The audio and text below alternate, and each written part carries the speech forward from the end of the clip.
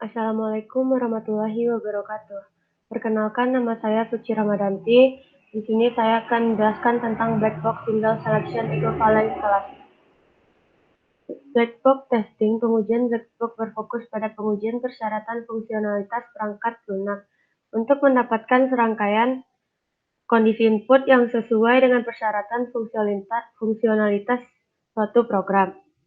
Black box testing adalah teknik pengujian perangkat lunak di mana fungsionalitas perangkat lunak yang diuji tanpa melihat kode internal, struktur, rincian, implementasi, dan pengetahuan tentang jalur internal perangkat lunak tersebut. Seperti black box testing juga dikenal sebagai behavioral testing. Dan metode ini juga disebut atau merupakan pengujian terhadap fungsionalitas atau kegunaan sebuah aplikasi. Black box sendiri bisa menjadi software atau sistem apapun yang ingin diuji, misalnya Google, Windows, atau yang lainnya. Sekian definisi black box yang dapat saya jelaskan. Terima kasih. Assalamualaikum warahmatullahi wabarakatuh.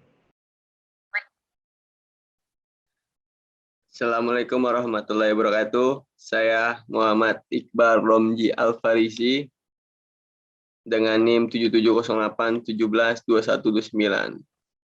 Di sini saya akan menjelaskan proses testing atau pengujian. Yang pertama adalah menganalisis kebutuhan dan spesifikasi dari perangkat lunak.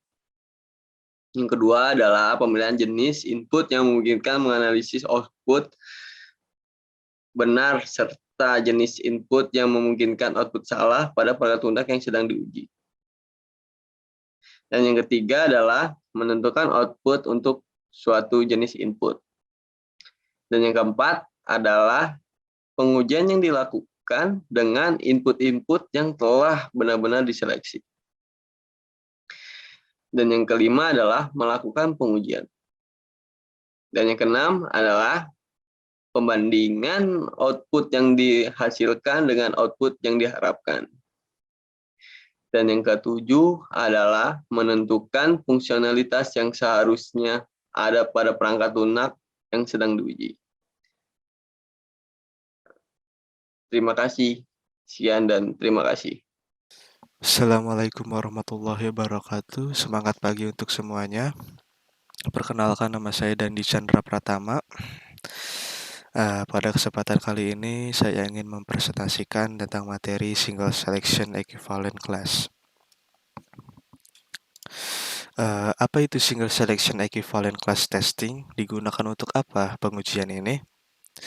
Equivalent class testing sendiri adalah teknik yang digunakan untuk mengurangi jumlah test case yang ada pada saat pengujian. Test case tersebut dievaluasi dari ekivalensi jenis kelas untuk kondisi input tertentu. Lalu kelas-kelas yang ekivalen mempresentasikan sekumpulan keadaan valid dan invalid untuk kondisi input.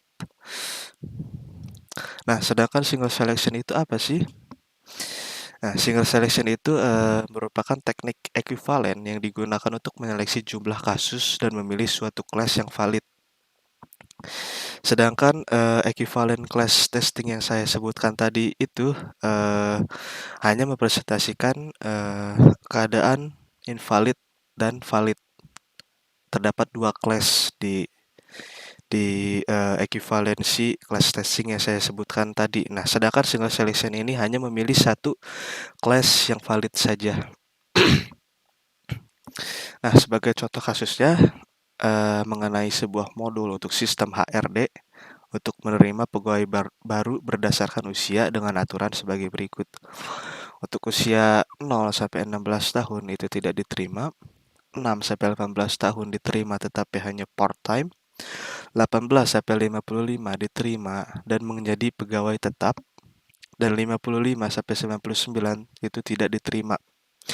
Nah, berdasarkan kasus di atas, seharusnya kita menguji modul tersebut satu persatu mulai dari usia 0 sampai 99. Nah, tentu hal ini dalam testing tersebut butuh memakan banyak waktu dan tenaga.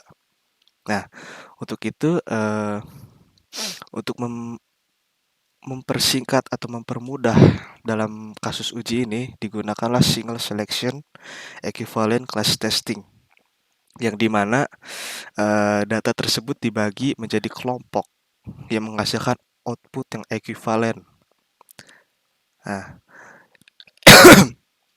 datanya itu berupa data yang valid. Nah, data yang valid itu bisa jadi data yang diterima hanya part-time atau data yang diterima menjadi pegawai tetap. Itu adalah menjadi data yang valid. Setelah memilah data uji tersebut yang kita lakukan di atas, dapat disimpulkan bahwa black box testing single selection equivalent class testing ini hanya melihat outputnya saja tanpa melihat isi program yang diimplementasikan. Ya, sekian untuk presentasi saya tentang single selection equivalent class testing. Selebihnya mohon maaf. Assalamualaikum warahmatullahi wabarakatuh. Assalamualaikum warahmatullahi wabarakatuh. Nama saya Yoga Asprianto. Di sini saya akan menjelaskan contoh kasus dari pengujian single selection partitioning. Di sini ada gambar, ada valid dan invalidnya, person atau corporate partnership gitu. Jadi gini, saya akan menjelaskan untuk single selection-nya sendiri ya. Untuk single selection kayak dia tuh ngelompokin suatu input yang dipresentasikan dari valid atau invalid. Nah, untuk contohnya itu sendiri kayak pegawai nih, rekrutasi pegawai berdasarkan pengalaman kerja. Yang pertama tuh ada misalkan nih, contohnya nih ada corporate yang ingin sekali mengajukan part time pada karyawan, dibuka lowongan kerja. Nah, itu ada kurang dari dia itu ada kualifikasinya dia kurang dari 1 tahun misalkan. Jadi kurang dari 1 tahun tuh, jadi orang itu bisa melamar kerja di situ, di korporatif, bisa dikatakan valid dan diterima. Tapi jika dia tidak mempunyai pengalaman atau kurang dari 1 tahun, atau tidak mungkin dia mempunyai pengalaman kerja, bisa dikatakan invalid. Tapi kalau untuk part time sendiri sih rata-rata ya valid sih, valid semua gitu. Untuk yang pengalaman kerja yang 1-3 tahun. Misalkan gini, ada tenaga kerja profesional dari korporat itu dia ingin sekali menerima karyawan yang sudah mempunyai kualifikasi atau dikatakan valid jika dia sudah punya pengalaman kerja 1-3 tahun gitu, minimal setahun deh gitu, baru bisa dinyatakan valid. Jika dia masih belum mempunyai pengalaman kerja, dinyatakan invalid. Karena mungkin bisa berdampak buat perusahaan juga. Karena dia tidak punya pengalaman kerja.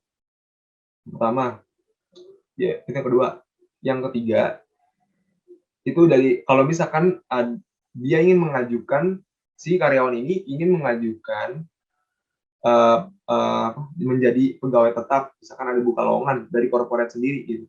Jadi karyawan ini ngajuin nih, dia bisa dikatakan valid atau invalid nih, tergantung dari karyawan itu sendiri. Karyawan itu sendiri itu bisa dikatakan valid jika dia memenuhi kualifikasi dari korporat itu sendiri. Misalkan korporat itu mengajukan kualifikasi minimal kurang dari 4 tahun, gitu, atau enggak 3 tahun deh gitu. 4 tahun aja, 4 tahun, kurang dari 4 tahun. 4 tahun aja. Kalau sudah lewat dari 4 tahun, bisa dikatakan valid.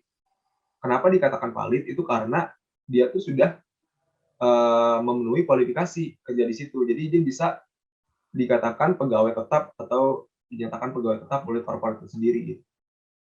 Dinaikkan jabatannya lah jadi pegawai tetap. Jika dia tidak memenuhi kualifikasi, bisa dinyatakan invalid. Kalau menurut pemahaman saya seperti itu. Untuk single selection partitioning. Sekian dari saya. Terima kasih. Assalamualaikum warahmatullahi wabarakatuh. Nama saya Fernando Maria Tonga. Saya akan menyebutkan kekurangan-kekurangan dan kelebihan-kelebihan pada single selection equivalence class. Kekurangan pada single selection equivalence class. Yang pertama, kebenarannya dokumentasi. Yang kedua, akses basis data. Yang ketiga, hasil akhir program. Yang sekarang kita akan lanjut ke kelebihan single selection equivalence class. Pertama, spesifikasi program dapat ditentukan di awal. Yang kedua, dapat digunakan untuk menilai konsistensi program. Yang ketiga, testing dilakukan berdasarkan spesifikasi. Yang kelima, tidak perlu melihat kode program secara detail. Sekian dari saya, terima kasih.